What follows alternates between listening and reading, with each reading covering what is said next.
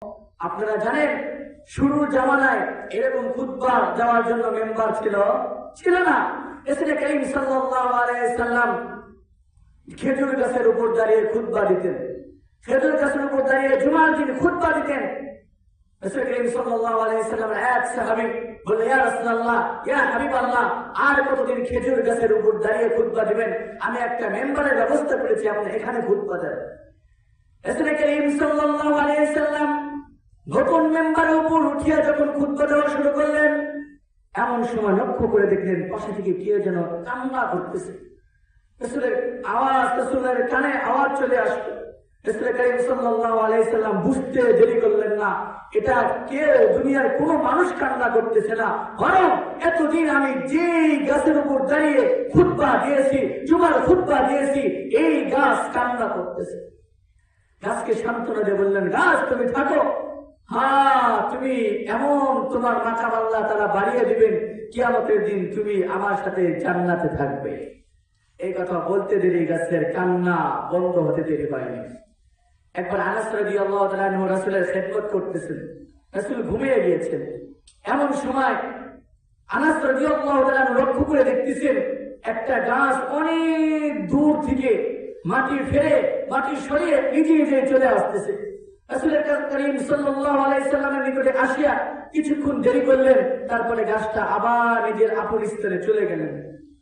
রাসূল করিম সাল্লাল্লাহু আলাইহি সাল্লামের ঘুম যখন ভেঙে গেল, আনাস রাদিয়াল্লাহু তাআলা রাসূলকে বলতেছে, ইয়া রাসূলুল্লাহ, ইয়া হাবিবাল্লাহ, একটা জাদু আমি আজকে দেখলাম। বলে, কি দেখলে?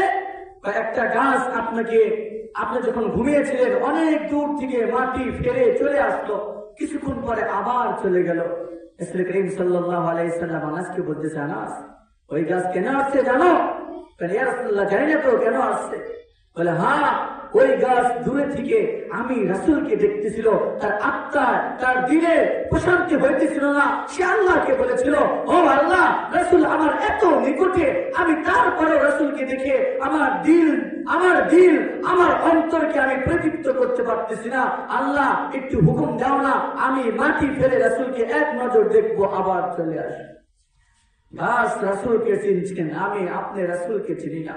শুধু এতটুকুই ক্ষান্ত নয়, রাসূল করিম সাল্লাল্লাহু আলাইহি সাল্লাম যখন দ্বীনের দাওয়াত দিয়েছেন মক্কা মদিনার মধ্যে, তায়েফের মধ্যে, রাসূল করিম সাল্লাল্লাহু আলাইহি সাল্লাম একবার রাস্তা দিয়ে যাচ্ছিলেন। এমন সময় কিছু কাফের রাসূলের সামনে দাঁড়িয়ে গেছে। যাওয়ার পরে বলতেছে, ইয়া রাসূলুল্লাহ, ইয়া হাবিবাল্লাহ, আমরা শুনেছি আপনি নাকি নবী। হ্যাঁ, আপনাকে নবী বলে তখনই বিশ্বাস করব। ওই দেখেন দূরে একজন ব্যক্তি মরা গুই সাপ নিয়ে যাচ্ছে। এই গুই সাপ যদি জীবিত করতে পারেন, আর এই গুই সাপ যদি আপনাকে নবী বলে মেনে নেয়, তাহলে আমরাও আপনাকে নবী বলে মেনে নিব। কে বললেন? কাফেররা বলল। এমন সময় আমার আপনার নবী মুহাম্মদুর রাসূলুল্লাহ সাল্লাল্লাহু আলাইহি ওয়াসাল্লাম ওই গুইসাপালাকে ডাক দিয়ে বললেন, ও গুইসাপালা, এদিকে আসো। গুইসাপালা যখন রাসূল করিম সাল্লাল্লাহু আলাইহি সাল্লামের নিকটবর্তী চলে আসলো, এমন সময় রাসূল করিম সাল্লাল্লাহু আলাইহি সাল্লাম গুইসাপের প্রতি লক্ষ্য করে একটা বাক্য বললেন, ইয়া গফ কুম বিইদিল্লাহ। গুইসাপের আরবি হলো গফ। হে গফ, হে গুইসাপ, তুমি আল্লাহর নামে দাঁড়িয়ে যাও। বলেছে কে? মুহাম্মদুর রাসূলুল্লাহ সাল্লাল্লাহু আলাইহি ওয়াসাল্লাম। আল্লাহর রাসূল এই বাক্য